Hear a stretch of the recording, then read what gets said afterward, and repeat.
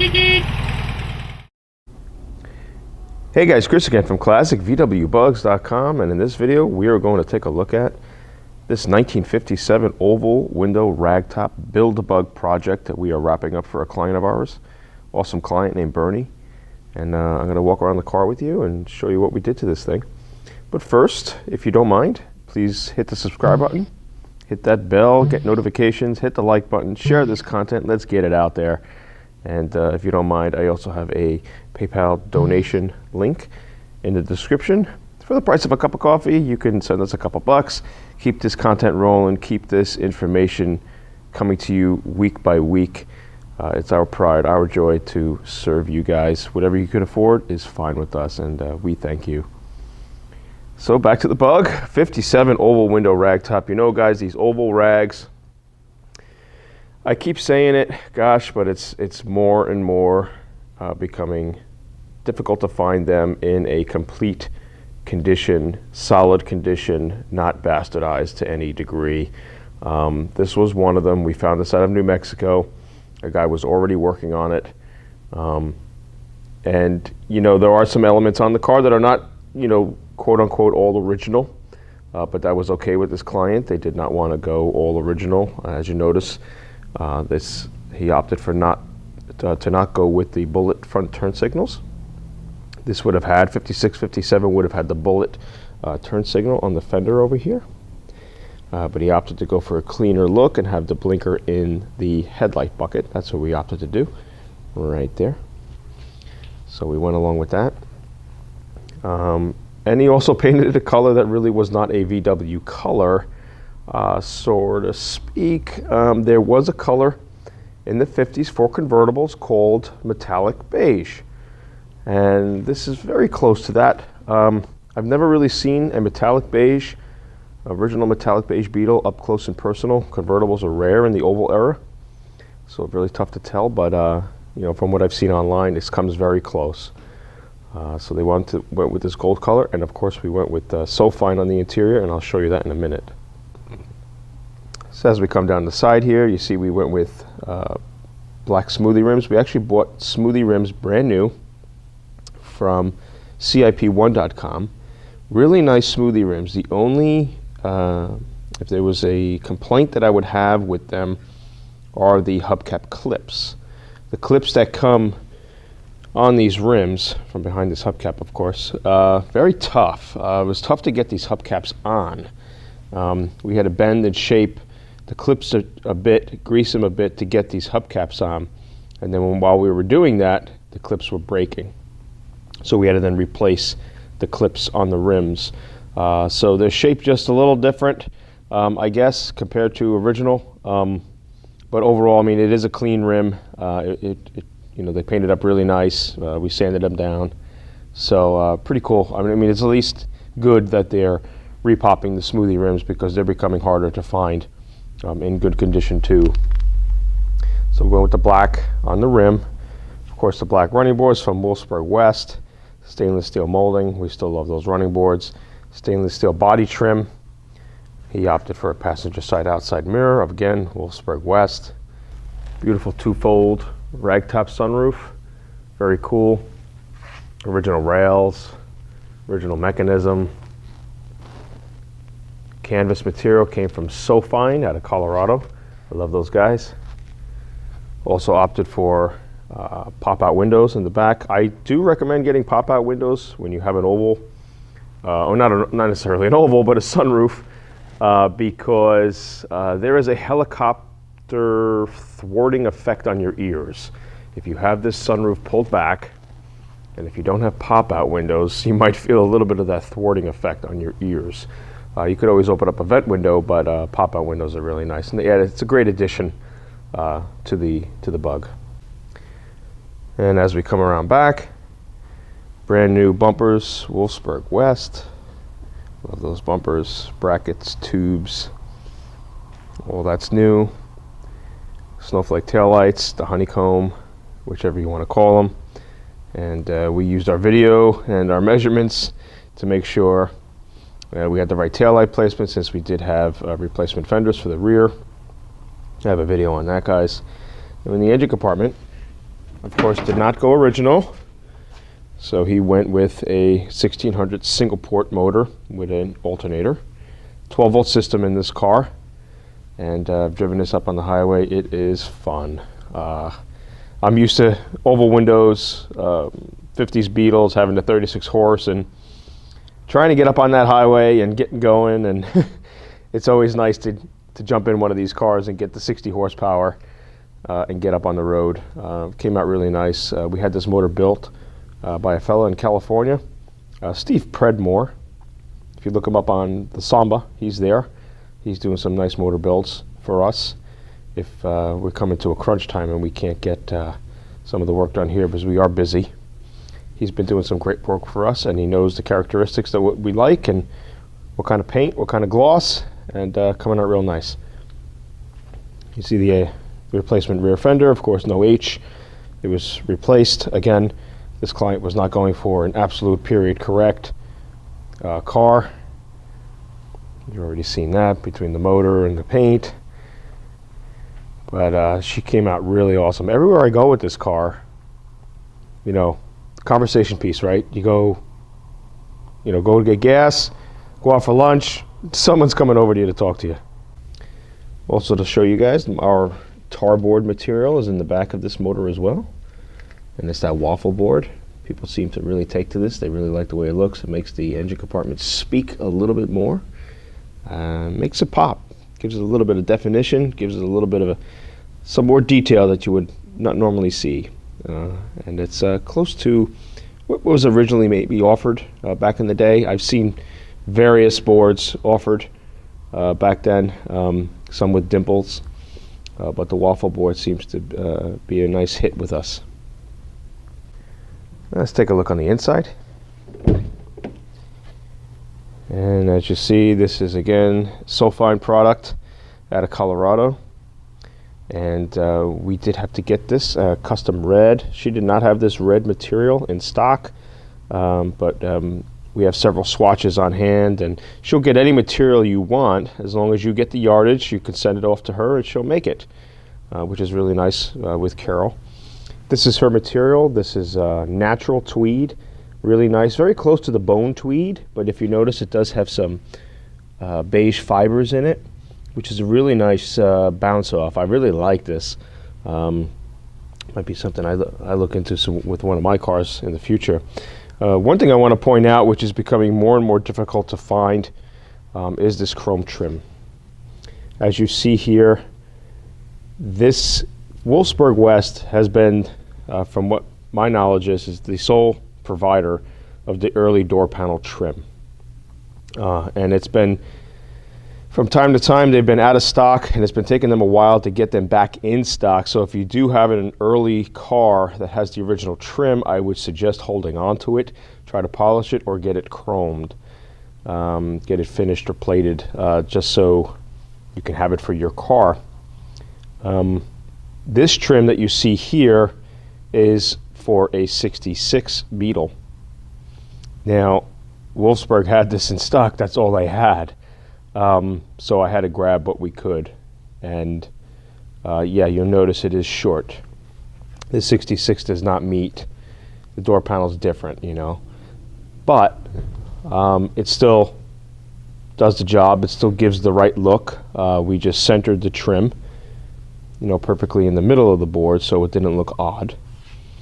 And you can always do that and go that route. Or you might not want to trim a two-tone panel like this, what you have here. It kind of breaks up the board. But 56, 57 boards were not two-tone in America. In Europe, they might have had some two-tone, but in America, it would have been like a solid board. You would have had no stitching from the top. None of this would have been here. It would have been smooth all the way down to just the bottom. Just that stitch on the bottom for 56, 57 oval. And so you would need something to break up the middle. They had the chrome trim originally to go across the board to break up that solid block. But if you're going for a custom interior and you want something different, you could do a two-tone like this, which came basically in 58, 59, And you can go with something like this to kind of break it up if you don't have trim to find. And here's that beautiful interior. Really came out nice, guys. Really tight. SoFine stuff is super tight, super straight. I love using their material. I like to use TMI foam actually with their materials. I think it brings it out, makes it nice and straight, really even. The lines look fabulous. Just can't say it better, you know. So really nice material. Even come in the back here, we even made some pillows up. She does some great pillows now. That guy Mike there, that's doing some fabulous work there for her. All right, so let's go into the dash.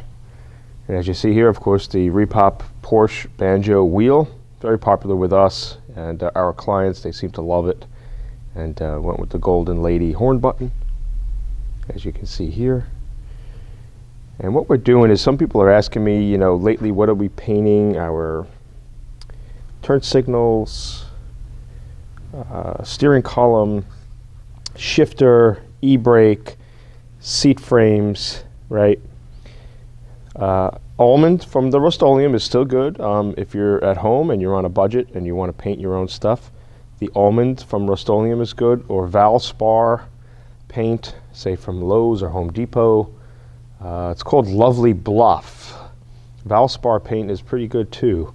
But what we've been doing is of sending this stuff out to my painter, then media blasting down to metal, and then we're using a color, Toyota Beige.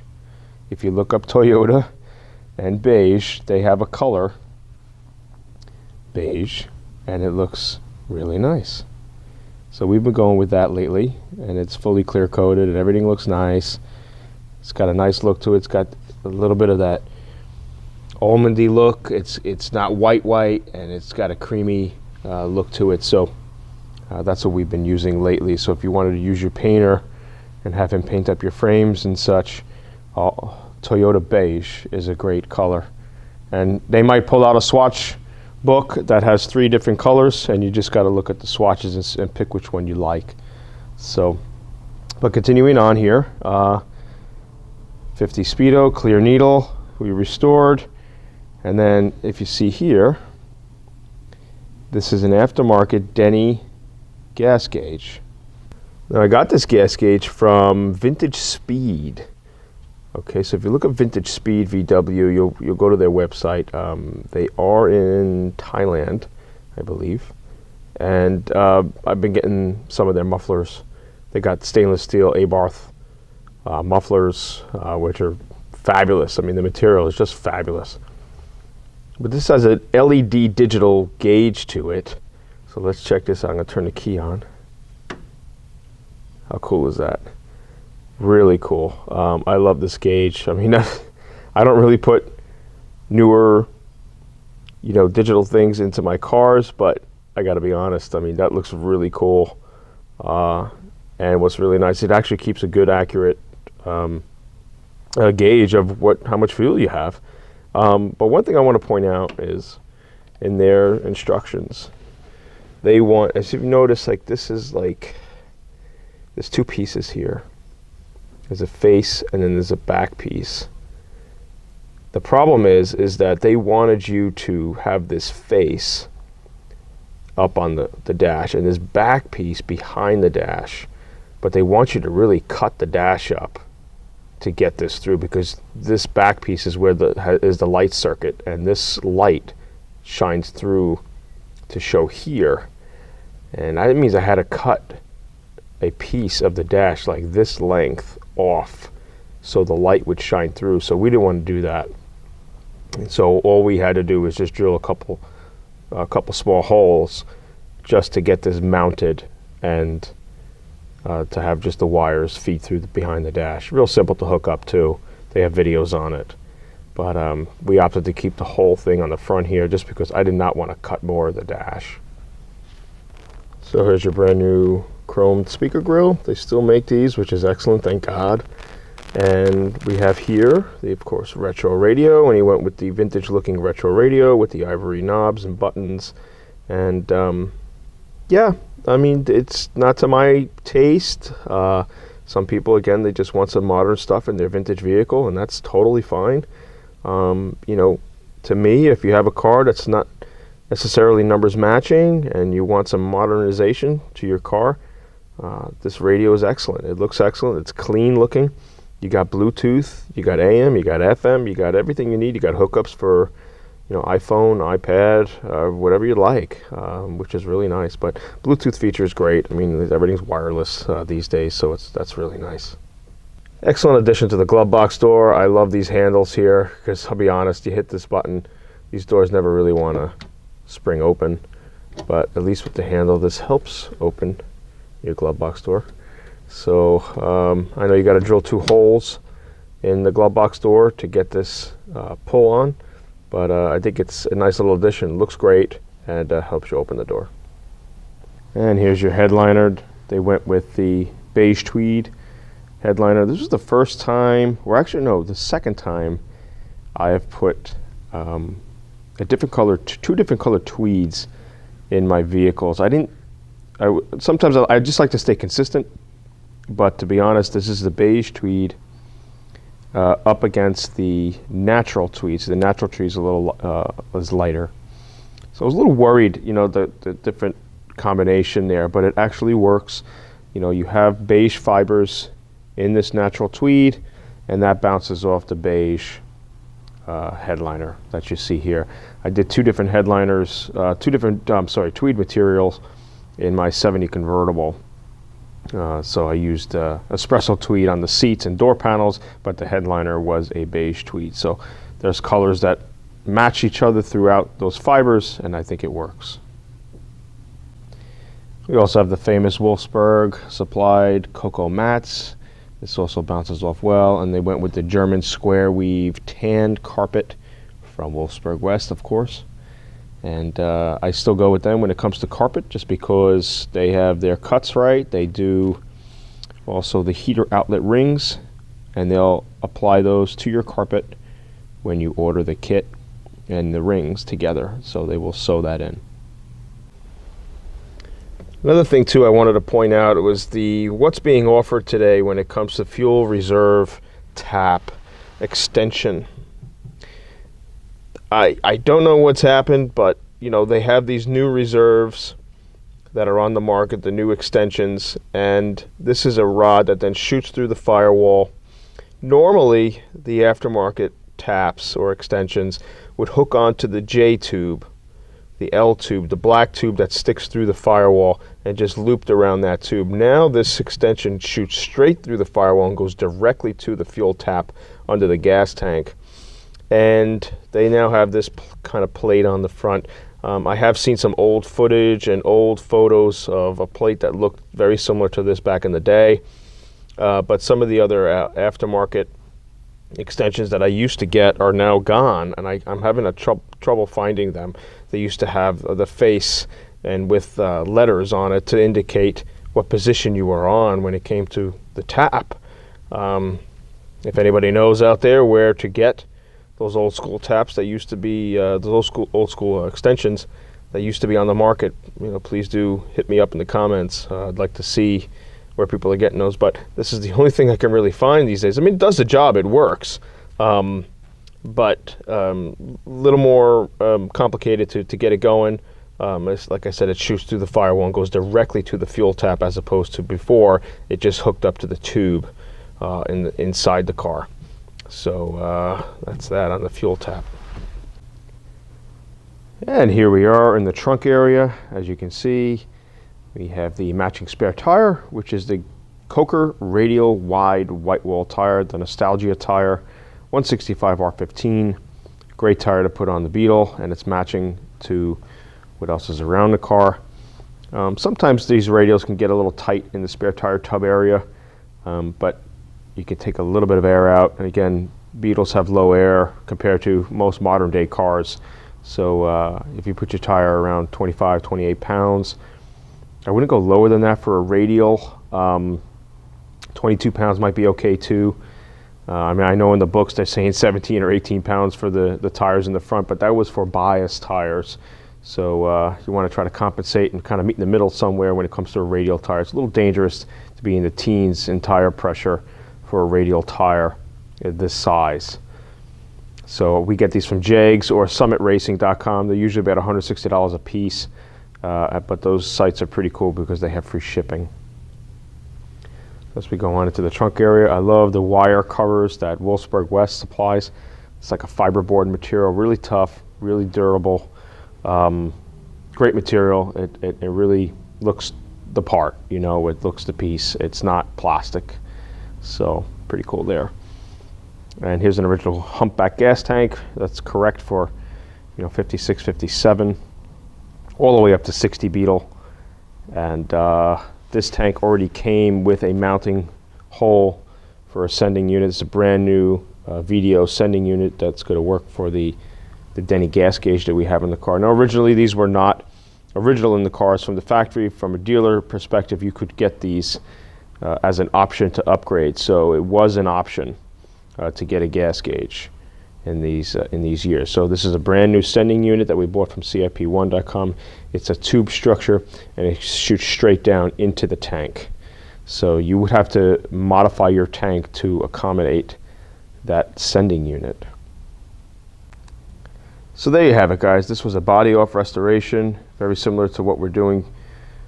This car right here is a 56 oval ragtop that's at the paint shop, and here's the chassis. We did the same work to this car right here, Bernie's car, and this is the way she came out. She looks beautiful. Just got to put a few more miles on it before I give it back to the client. A couple touch-ups here and there, and the car is on its way. If anybody's interested in having something like this restored, or you want a bug like this, just hit me up at chris@classicvwbugs.com. Or my phone number is also on my website, 845-290-9900. Is Classic VW Bugs, and if you want something like this, give me a holler, and we go through details. Details are also on my website in the Build-A-Bugs section. So love to hear your comments, guys, below the description, and I will see you next time.